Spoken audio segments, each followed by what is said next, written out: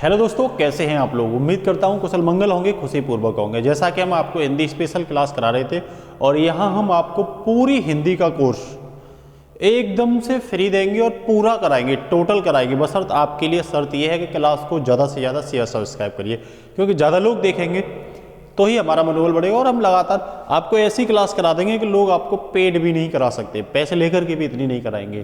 तो चलते हैं बिना कुछ समय वेस्ट किए हुए अपने टॉपिक की ओर। जैसा कि टॉपिक में आप देख ही रहे होंगे, आज का जो हमारा टॉपिक होने वाला है वो नाउन, संज्ञा होने वाला है। क्या होने वाला है? संज्ञा। महामैराथन से मतलब हम टोटल कोर्स कराएंगे और आपको बिल्कुल फ्री में कराएंगे। जैसा कि आप देख रहे होंगे, आज का हमारा जो पहला टॉपिक है साथियों, वो हिंदी व्याकरण है। आप के लिए मैंने लिख भी रखा है, क्या है? हिंदी व्याकरण है। और हिंदी व्याकरण में हम पढ़ाने वाले हैं। इससे पहले हमने तत्सम सदम को पढ़ाया था, और अगर आपने तत्सम और तद्भव नहीं देखा तो क्लास को पीछे जा करके देख सकते हो। इससे पहले वाली क्लास हमारी हिंदी स्पेशल में तत्सम और तद्भव पूरा टॉपिक खत्म करवाया था। आज हम आपको नाउन टॉपिक खत्म करवाने वाले हैं। संज्ञा टॉपिक को हम आज आपको पूरा खत्म कराने वाले हैं। उसमें हम बताएंगे संज्ञा किसे कहते हैं और संज्ञा के भेद क्या हैं और संज्ञा के उदाहरण। बस आपके एग्जाम में क्वेश्चन बनेंगे तो यहीं से बन जाएंगे, इससे बाहर कुछ भी नहीं बनेगा।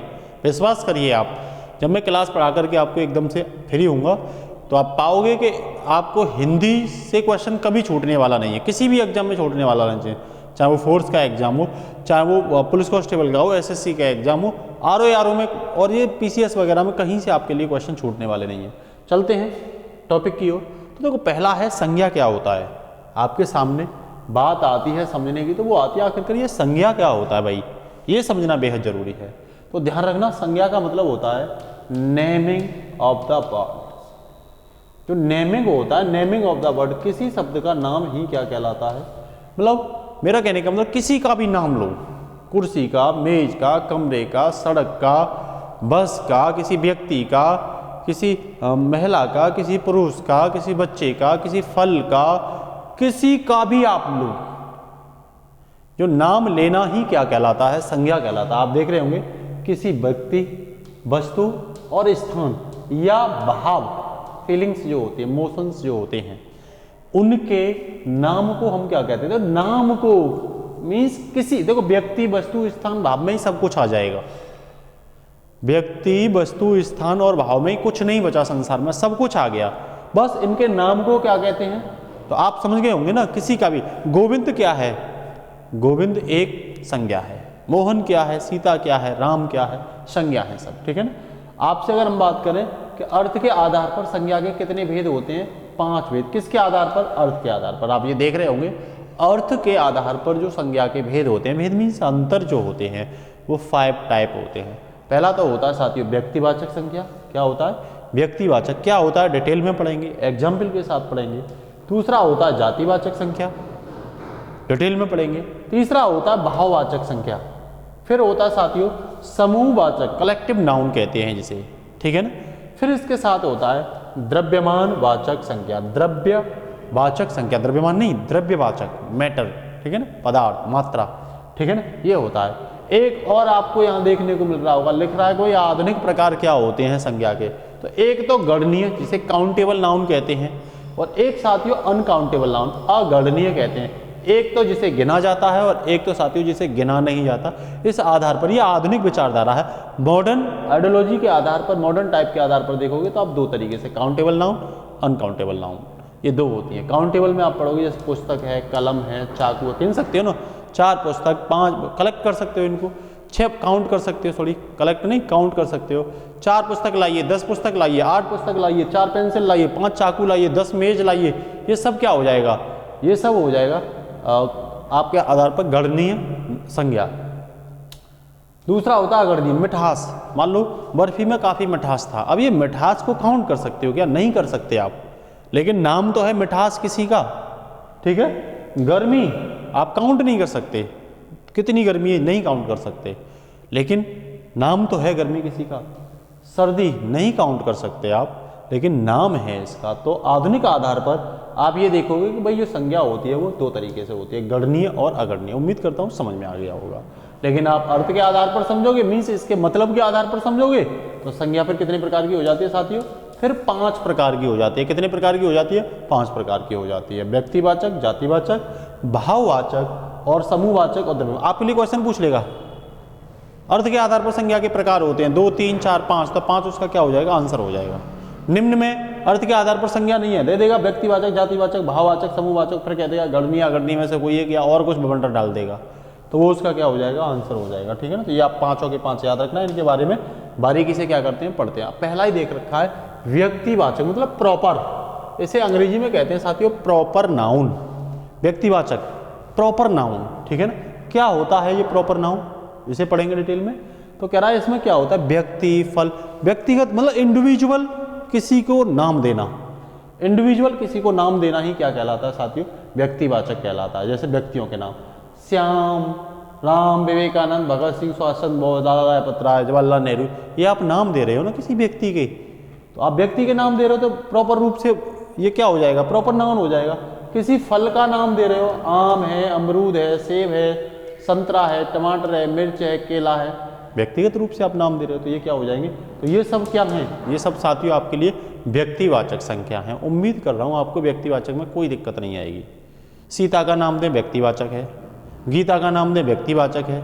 ठीक है ना, समझ में आ रहा है ना आपको।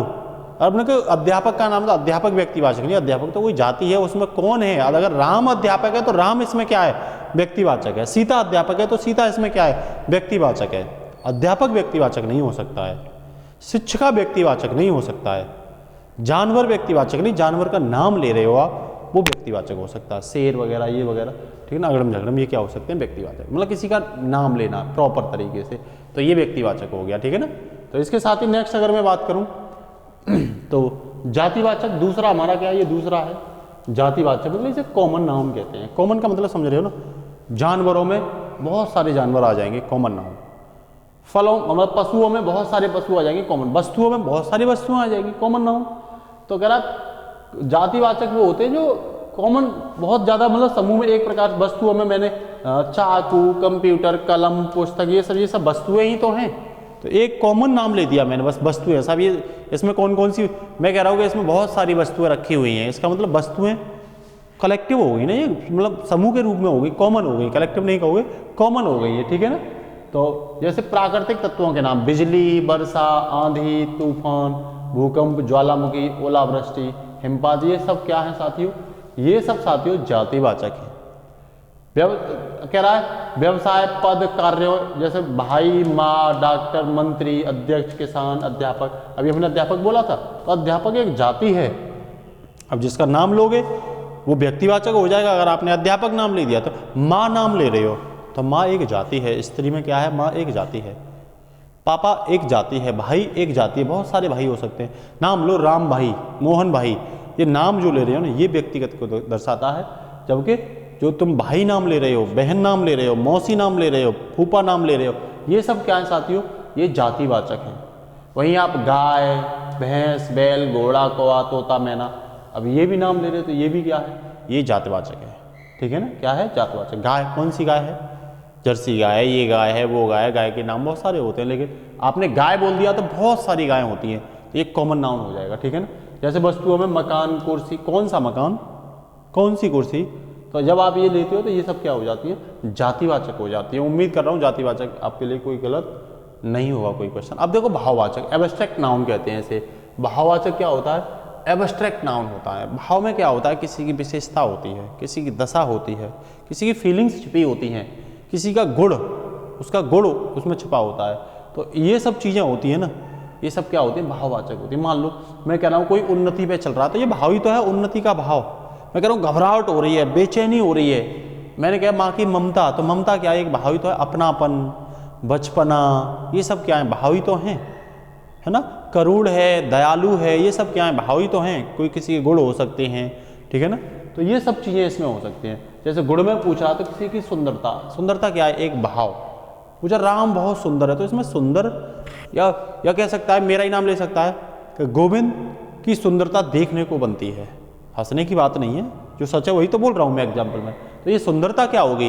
ये एक भाव हो गया। किसी की कुशाग्रता, बुद्धिमत्ता, नहीं समझ मारी, ये भाववाचक संख्या के अंतर्गत आते हैं। आपसे पूछेगा ये अवस्था में हो गया, कह देगा आपसे कि मोहन ने जवानी में बहुत चौके छक्के लगाए थे।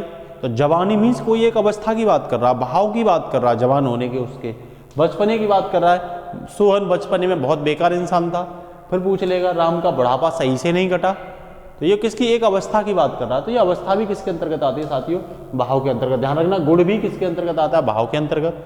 भाववाचक संज्ञा के एब्स्ट्रैक्ट नाउन के अंतर्गत अवस्था भी। और ध्यान रखना दशा, दशा में कितने आप देखो, उन्नति, अवनति, चढ़ाई, ढलान, उतार चढ़ाव, ये सब क्या है, दशाई तो होती हैं। तो ये भी एक प्रकार से क्या है साथियों, ये भी एब्स्ट्रैक्ट नाउन है। वहीं आपसे भाव के अर्थ पूछ लेगा, जैसे मित्रता। मेरा लोग कहेंगे गोविंद का हमेशा सभी के साथ मित्रता का भाव रहता है, कहेंगे राम का सभी के साथ शत्रुता का भाव रहता है। तो ये शत्रुता, मित्रता है ना, कृपणता, ये सब क्या हैं, ये सब भाववाचक के अंतर्गत आते हैं। ठीक है ना, ये एब्स्ट्रैक्ट के अंतर्गत। फिर क्रिया पूछ लेगा, क्रिया से कह रहा उसे बहुत घबराहट होती है, तो ये क्रिया के अंतर्गत ही तो आ रहा है। तो घबराहट भी क्या है, एक फीलिंग्स है, मतलब एक भाव है। फिर पूछ लेगा उसने सजावट बहुत अच्छी करी, वो सजावट में बहुत माहिर है, वो दौड़ अच्छी लगाता है, राम चढ़ाई अच्छी करता है ना, पानी का बहाव बहुत अच्छा है। तो ये सब किसके अंतर्गत आते हैं, भाव के अंतर्गत आते हैं। विशेषता भी इसके, तो विशेषण से पूछ लेगा, कठोरता पूछ लेगा, पत्थर बहुत कठोर होता है, पत्थर की एक खासियत है कि वो कठोर होता है। तो कठोरता क्या होगी, ये एब्स्ट्रैक्ट नाउन होगी। मिठास, मिठाई बहुत मिठास होता है, कैसे बोल देंगे आपसे कि वहाँ की मिठाई में बहुत मिठास है, ठीक है ना, या गन्ने के रस में बहुत मिठास है। तो ये सब क्या है, भाव हैं। गर्मी, सर्दी, चतुराई है ना, वो बहुत उसके अंदर बहुत ज़्यादा कूट कूट के चतुराई भरी हुई है। तो ये सब किसके अंतर्गत आ जाएंगे, भाव संज्ञा के। फिर सर्वनाम में से आपसे पूछ लेगा, अपनापन, ममता, ममत्व या निजित्व। सर्वनाम क्या है, उसमें बहुत ज़्यादा अपनापन देखने को मिलता है। माँ की ममता, ममत्व, ये सब क्या है, भाव है साथियों। ठीक, माँ अगर पूछे तो अभी थोड़ी देर पहले हमने बताया था आपको, जाति हो सकती है। माँ की ममता जो है वो उसका भाव है। माँ का नाम आपसे पूछे, है ना, मैं अपनी माँ की बात कर रहा हूँ कि धन देवी श्रीमती, ऐसे करके पूछ ले, श्रीमती है ना, धन देवी जी की ममता महान है, की ममता महान है। तो इसमें जो धनदेवी नाम लिया है ये व्यक्तिवाचक हो गया, ठीक है ना। या ये पूछ लेगा, और ममता भाववाचक हो गया। और यही पूछे गोविंद की माँ धन देवी श्रीमती धनदेवी जी, तो यहाँ गोविंद की माँ जो है ये एक जातिवाचक हो गया। क्या हो गया, जातिवाचक हो गया। उम्मीद करता हूँ आपको अच्छे से समझ में आ रहा होगा, ठीक है ना। वही जातिवाचक संज्ञा जैसे बुढ़ापा, लड़कपन, मित्रता, दासत्व, पंडिताई, ये जातिवाचक से भी लिए गए हैं। फिर अव्यव से लिए गए, अव्यव जैसे वाहवाही, शाबाश, दूरी, समीप, ये सब किस में आते हैं, ये सब साथियों भाववाचक संज्ञा के अंतर्गत आते हैं, ठीक है ना। इसके साथ ही नेक्स्ट है कलेक्टिव नाउन, समूहवाचक। तो समूह ही होता है भाई, किसी कक्षा में हो सकता है समूह, किसी फील्ड में हो सकता है समूह, किसी विद्यालय में हो सकता है, किसी अन्य ऑफिस में हो सकता है। तो कह रहा है कक्षा, सेना, समूह, संघ, टुकड़ी, गिरोह, दल, वर्ग, समिति, ये सब एग्जाम में पूछे जाने वाले उदाहरण हैं। कह रहा उस समूह समिति में 10 सदस्य थे। इसका मतलब क्या है, ये समिति क्या होगी, एक समूह, समिति एक नाम ही तो कह रहे हैं। मनमोहन समिति में, तो मनमोहन समिति एक नाम हो गया, ठीक है, नाम है तो नाउन है। ये समिति कह रहे हैं कौन सी नाउन है, समिति मतलब बहुत सारे लोगों का समूह, तो ये कौन सी हो जाएगी, समूहवाचक हो जाएगी। सेना में इतने सेनापति हैं, इतने सिपाही हैं, तो ये सेना नाम क्या हो गया, सेना एक नाम भी तो है, एक समूह का नाम है, ठीक है ना। तो ये क्या हो जाएगा, समूहवाचक हो जाएगा। कोई संघ, ठीक है ना, जैसे भीम आर्मी संघ, आरएसएस संघ, नहीं समझ मारी, तो बजरंग दल संघ, ये सब क्या है, संघ है। तो ये भी तो किसी नाम के संघ हैं, तो ये भी क्या हो जाएगा, टुकड़ी, गिरोह वगैरह, ये आप पहचान गए होंगे। जैसे वस्तुओं में पूछ लेगा, गट्ठर, पेंसिलों का गट्ठर, है ना, ताश की गड्डी या ताश की गड्डी, तो ये सब क्या है, ये वस्तु के समूह है। कुंज, ढेर, ठीक है ना। तो मेरा कहने का मतलब आपसे ये है, अगर कोई वस्तु, व्यक्ति या कोई स्थान या भाव का जो समूह होता है, समूह के रूप में होते हैं, जब उसके नाम को हम क्या कहते हैं साथियों, जब उसके नाम को हम समूहवाचक संज्ञा कहते हैं, ठीक है। इसके साथ ही नेक्स्ट है आपके लिए द्रव्यमान वाचक, ये लास्ट 5वीं वाली है, द्रव्यमान वाचक संज्ञा, मटेरियल नाउन। इसे क्या कहते हैं, मटेरियल नाउन कहते हैं। कह रहा जिन संज्ञा शब्दों से किसी ऐसे पदार्थ की सामग्री जिसे हम नाप सकते हैं, तोल सकते हैं, लेकिन गिन नहीं सकते, तो उसे हम द्रव्यमान वाचक। भाई हम कह सकते हैं नाप तोल या पदार्थ मात्रा के बारे में जिस पता चलती है हमें, उसे हम क्या कहते हैं, द्रव्यवाचक संज्ञा कहते हैं। मान लो सोने की बात कर रहे हैं, चांदी की बात कर रहे हैं, तो बता सकते हो 2 सोना, 3 सोना, 4 सोना कर सकते हो? नहीं कर सकते ना। माप तोल कर सकते हो, 2 किलो सोना, 4 किलो सोना, इसकी मात्रा भी है। तो सोना है, चांदी, लोहा, तांबा, पीतल, ये सब क्या है साथियों, ये सब द्रव्यमान वाचक संख्या है। इनकी मात्रा है अपनी, इनकी क्या है, मात्रा है। तोल के रूप में कह सकता हूँ, कपड़ा की बात कर रहा हूँ, 10 मीटर कपड़ा, तो मैं इसे 10 मीटर क्या कर रहा हूँ, माप रहा हूँ। 10 कपड़ा तो नहीं कह सकता ना मैं, ठीक है। वैसे ही पदार्थ में अगर देखोगे, दूध, दही, घी, तेल, पानी, ये सब क्या है, ये सब द्रव्यमान वाचक है। कैसे हैं, मैं कह दूँ 2 दूध देना, 3 दही देना, ऐसे नहीं कर सकते ना। तो द्रव्यमान वाचक की क्या खासियत है, इसे माप तोल सकते हो, केवल इसे गिन नहीं सकते हो, काउंट नहीं कर सकते हो इसे, ठीक है ना। घी भी नहीं काउंट कर सकते, पानी भी आप काउंट नहीं कर सकते, तेल भी आप काउंट नहीं कर सकते। यही तो कहूँगा मैं, तोल के 2 लीटर लाना, 4 लीटर लाना, 5 लीटर लाना, तो मेरा कहने का मतलब इनकी यूनिट तो होंगी ना, इसे काउंट नहीं कर सकते, ठीक है ना। वैसे ही गैसीय पदार्थों के नाम में भी कुछ आपको द्रव्यमान वाचक संख्या देगी, जैसे हाइड्रोजन कह सकते हो, 2 litre hydrogen, 4 litre hydrogen, 10 litre hydrogen लेके आना, 2, 4, 6 हाइड्रोजन लाना, ऐसे नहीं बोल सकते। ऑक्सीजन भी नहीं बोल सकते, धुआं को भी नहीं बोल सकते। धुआं भी किसके अंतर्गत आता है, तो ध्यान रखना, धुआं भी। भाई ये सब गैसें हैं, एक प्रकार से आप देख रहे होंगे। अगर गैस हैं तो निश्चित रूप से इनमें क्या होगा, कण होगा। कण होगा तो साथियों निश्चित रूप से इनकी मात्रा होगी, और मात्रा होगी तो निश्चित रूप से साथियों ये किसके अंतर्गत आएंगे, द्रव्यवाचक संख्या के अंतर्गत आएंगे, ठीक है ना।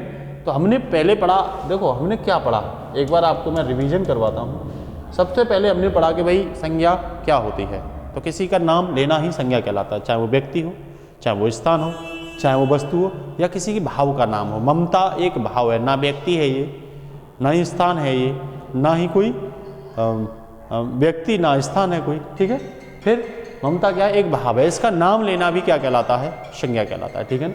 इसमें हमने बहुत सारे उदाहरण भी आपको पढ़ाए हैं, ये आप देख रहे होंगे, व्यक्तिवाचक, ये सब मैंने पढ़ाए हैं।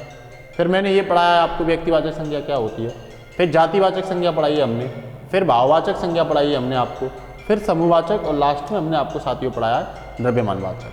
तो आज के लिए इतना ही, फिर लाएंगे अगले टॉपिक पर क्लास, और हिंदी हम पूरी आपको करवाएंगे, चाहे कुछ भी है। नमस्कार साथियों, जय हिंद, खुदा हाफिज, अलविदा साथियों।